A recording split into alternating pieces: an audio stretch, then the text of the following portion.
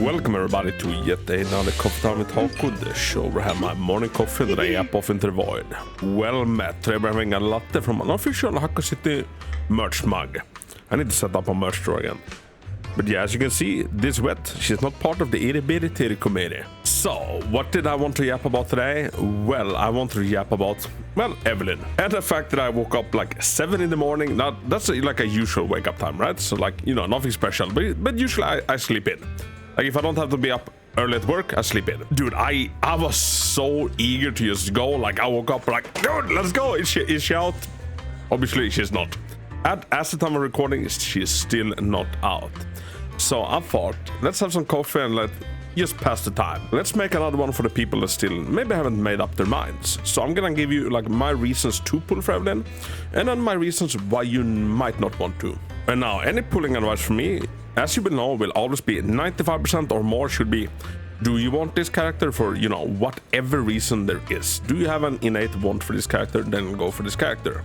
But if we just take a look at a meta standpoint, like what can we discern about Evelyn, and like what are some pros and some cons? So first thing I would say is that Evelyn is very healthy constructed, and get your head out of the gutter, I mean like in a game sense. And most and foremost, she does not need any of her mindscapes. Now her engine is very good, no doubt about it, but going for another engine like the Brimstone will allow you to instead use the Inferno Metal set without any crit rate going wasted, to like bridge the gap a little bit between what's available and her signature engine. Now we haven't seen that too much. Miyabi and Caesar, for example, their engines, like nothing in the game exists like it, but attackers have quite a lot of like crit engines already available. And her cinemas are just how I like them, just cherries on top. Another pro would be that she's, you know, the direct power creep or the direct upgrade from Soldier 11.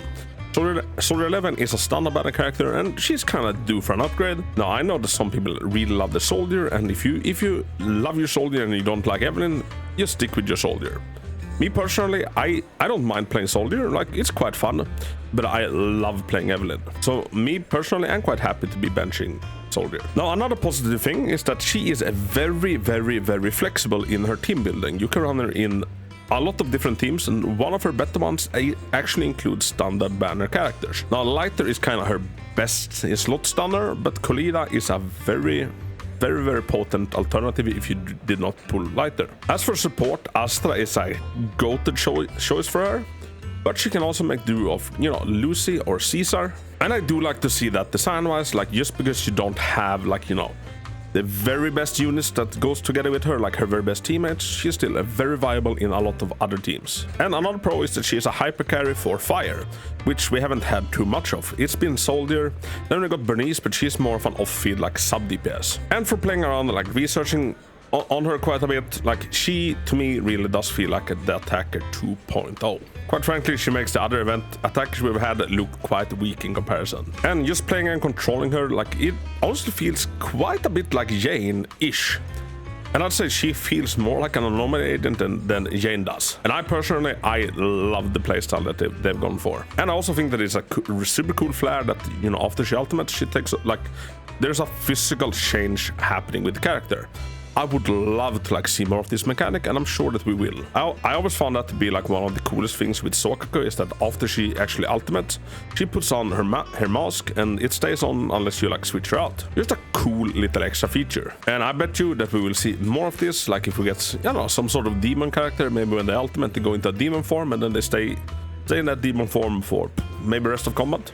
So now that was a lot of pros. Let's talk about some cons. Now she is an attacker, and like she's definitely stronger than any attacker we've seen so far. But attackers are still attackers. They are like more like the physical agents in Genshin.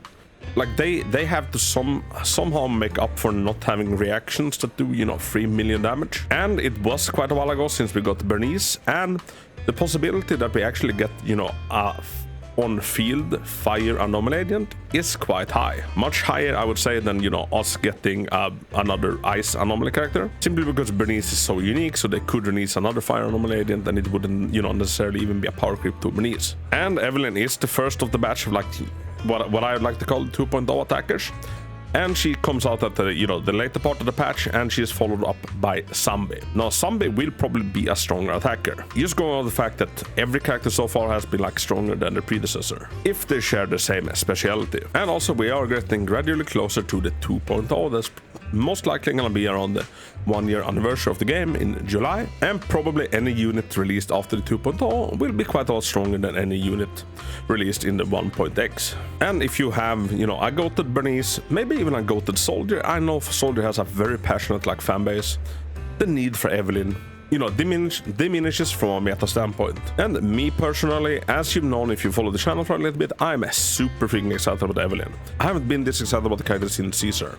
One, I've always kind of liked Attacker. I know a lot of people give Attacker shit for like they need an entire team, like, you know, Attacker needs the stunner and they also like need the support.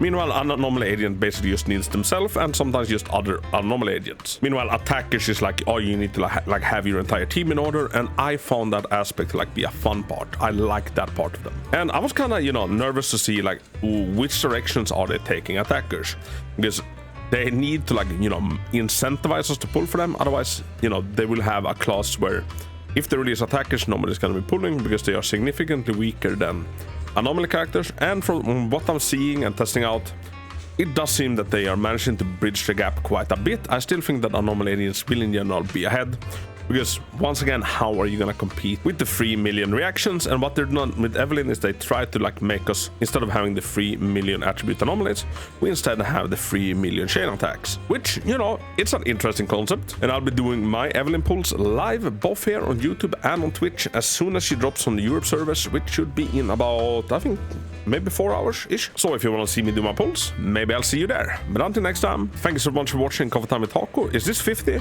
I think this is Coffee Time 50. Dude, we've done a lot of them, and these are one of my favorite videos to make. We just have some morning coffee and just chill and hang out. I actually love it. So peeps, if you're going for Evelyn, best of freaking luck in your Evelyn pulls. And until next time, Hako out, and may your coffee be blessed.